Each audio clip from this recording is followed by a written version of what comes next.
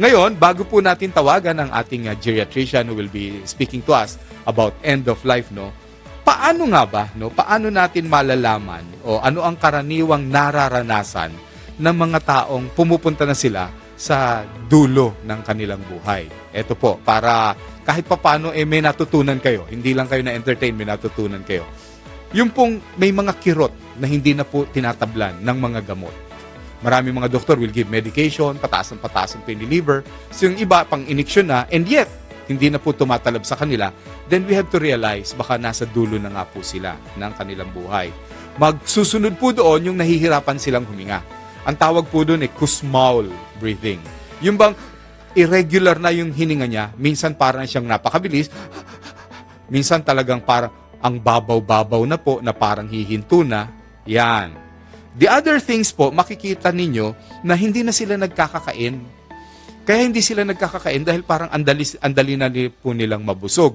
The reason for that is yung absorption po kasi nila and digestion bumababa na. Kasi po, pati internal organs sila nagbe-breakdown na. So, hindi natin sila kayang pilitin na magkakakain. That is why we shift them towards mga replacement meal. Hindi na po maaari mga kanin na regular, mga ulam na regular, kundi mga replacement liquid diet. Madali po silang mapagod. If you notice, no? Konting lakad lang, pagod na sila. So, hindi nyo sila mapilit na mamasyal kasama po ninyo. And we have to accept that. Kailangan aalalayan po natin sila. Ngayon, yung mga tulad natin, syempre, naghahanap tayo ng mga senyales, no? Kung bukod sa kanilang nararamdaman, kailangan check upin natin. Tayo mismo, kahit hindi doktor, madali niyong mapupuna.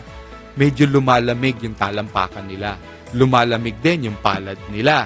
So, kailangan maisip natin na maaaring hindi na dumadaloy ng mabuti ang dugo sa kanyang katawan. Kung hindi dumadaloy sa kamay at paa niya, baka hindi dumadaloy sa utak niya. So, what happens here is, madali na po siyang makonfuse. Pag kinausap mo, iba na yung sagot sa inyo. Kumbaga, kumusta ka, lolo? Hindi pa ako kumakain. yan ang mga sagot po nila.